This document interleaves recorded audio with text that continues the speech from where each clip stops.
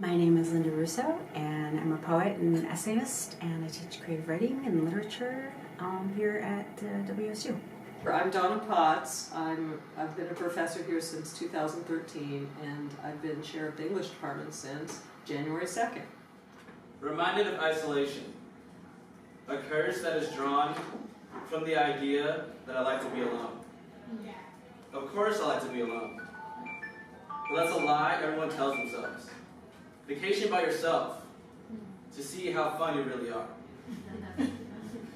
Well, when I was in Kansas, I taught there for 22 years, and we had Auntie Mae's Mighty Fine Poetry Night at a place in Aggieville where the students hang out called Auntie Mae's, and it was a great hit, and we had really large crowds, and so when I came here, there didn't seem to be anything comparable to it, and I found it to be a nice way to integrate the community and the university. And so similarly here, when we've done it, we have members of the community who aren't students who come and read their poetry. Usually Donna or I will get up and open up the hour with a reading and invite people up to read, and we're just there for an hour. It feels more like just a community of people reading rather than a performance per se. I mean, a lot of the poetry is deeply personal.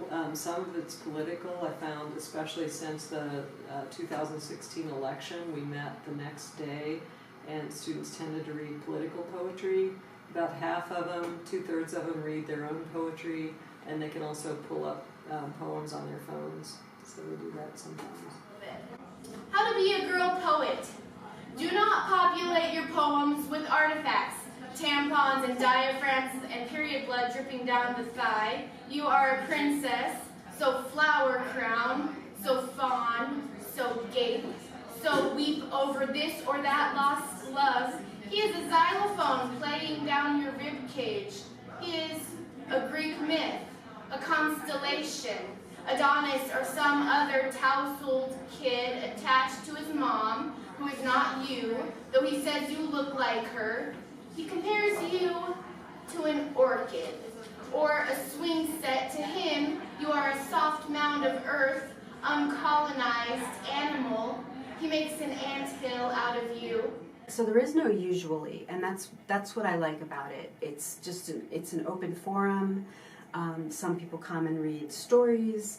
Some people read poems. Occasionally someone will play a song, bring a guitar, sing. The primrose light filters in through the pale blue window.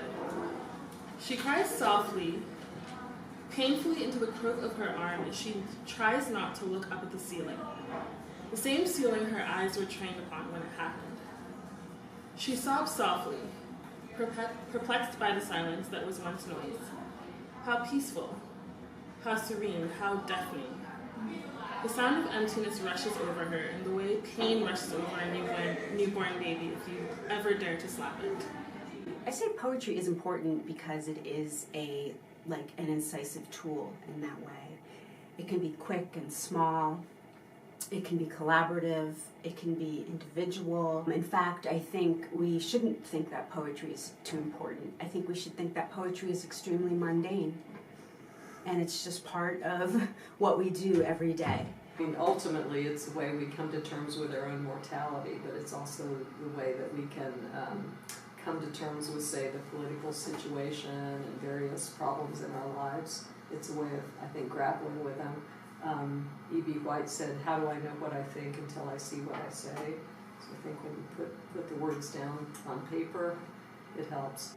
So Shelley called poets the unacknowledged legislators of the world, and that's not really true. But I mean, if you think about legislation and how language works in a nation, and then what poets do as a kind of complement to that, right? I mean, sort of where is the democracy? It's the people getting up and sharing their work and words and ideas, and that's it's a huge ideal, right?